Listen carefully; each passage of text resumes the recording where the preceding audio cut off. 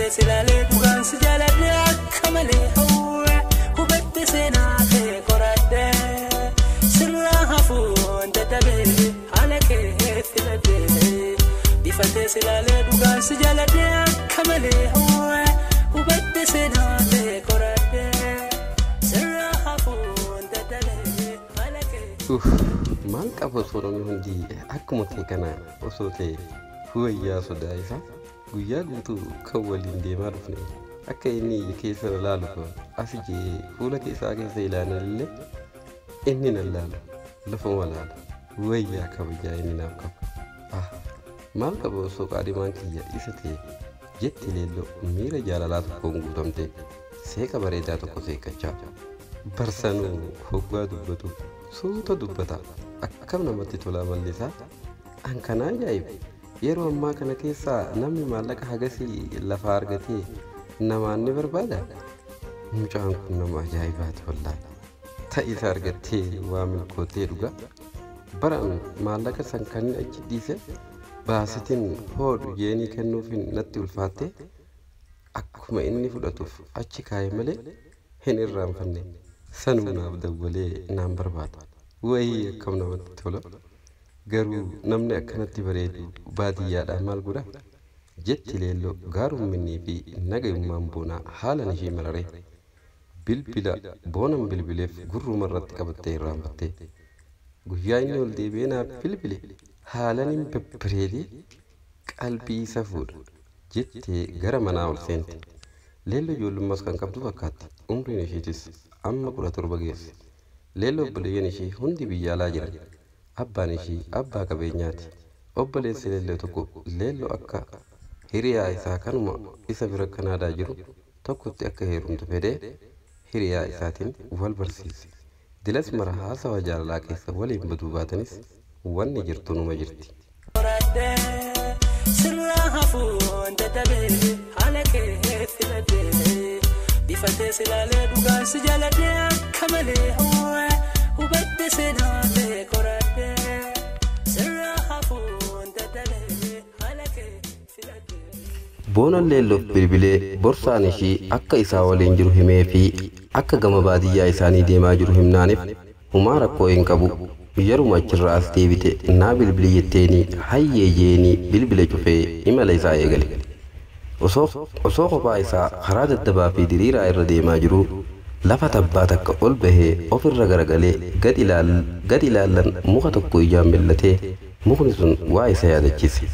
ofirra gattaa'ee hafuura baafachaa qashtii isaa yaadatee gaafa isheen inaba tokko fiddee mooraa yuunivarsiitii keessaa waliin bahanii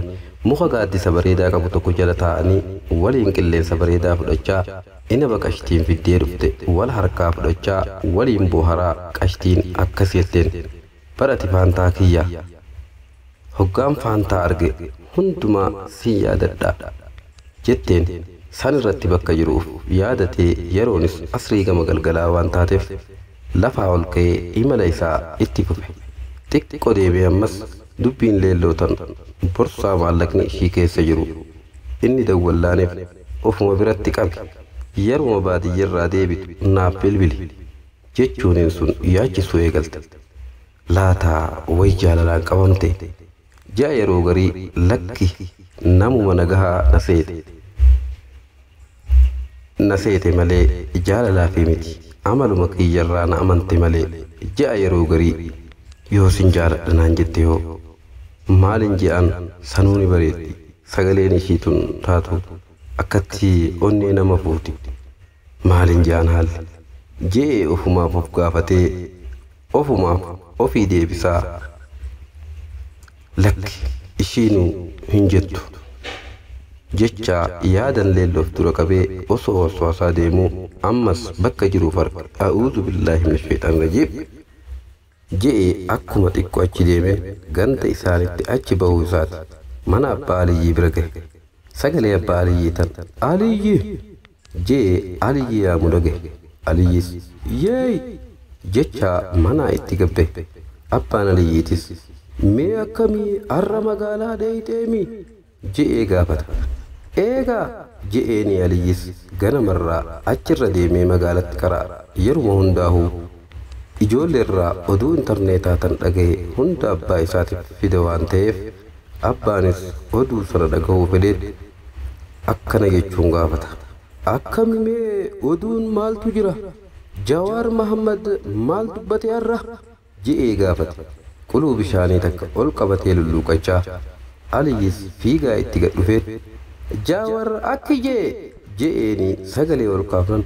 Usi suutuma dubbatu mee maal jette? Je'eeni gaafate.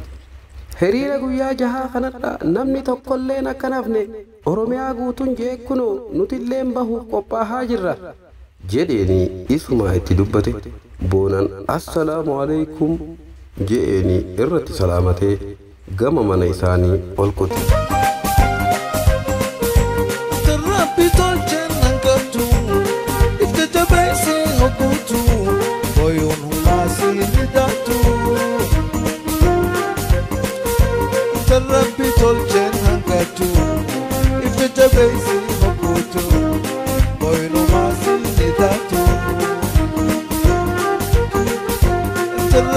Tolchen hangatu ikija baisi makutu boyno masi nidatu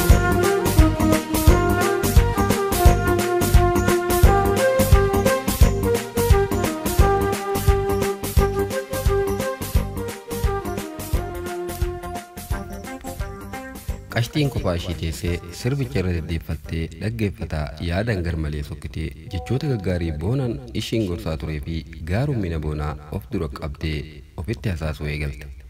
Wayyaa lubbuu kiyya maaliif natti jijjiiramuu filatte? Maalumaan si godhe takkaa dagutti illee irra hin dhaabbanne yaa booniyyee. An osoon siin waliin barin nama amala badaa qabuun ture. Eegan siin wal baree jaalala keensii fidamee waan aatina gorsaa dhufte hundumaa hojiitti hin jijjiire. Amalli kiyya fokkotaan sun hundi narraa badee gorsa mi'aawaa sun eenyu akkana gorsuuf nagante lubbuu koo. Booniyyee ni yaadattaa kan hin gaafan gama USA sibiraa deemuuf deemu yaadannoof takkana dhungadhu siin jennaan gaa'ila keenya dura safuudha aadaa keenya keessa kun hin jiru naan jettee na didde. Pliis booniyyee si kadhannaanis akkana jaalattu naaf himtee na dhungatuu didde osoon siif dheebadhuun sibiraa gama USA deemu. Mee maalumaaf dheebuu teetiin na rakkabta lubbuu edaanuu naganuuf deemtaa na dhungatuu diddee.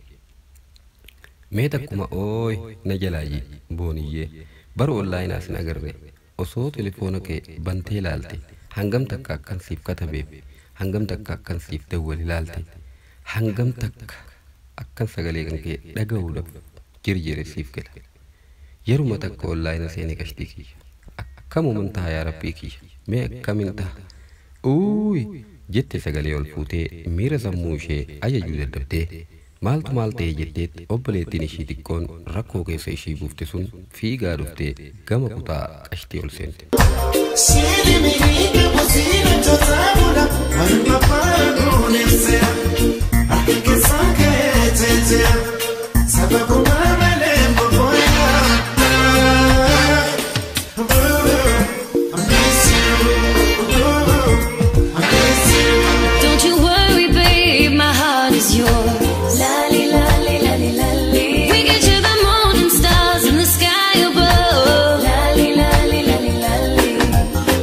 Through the storm, you don't have to be alone. Lali, lali, lali, lali. What you want, you don't know. I'm not you to tell ya. Lali, lali, lali.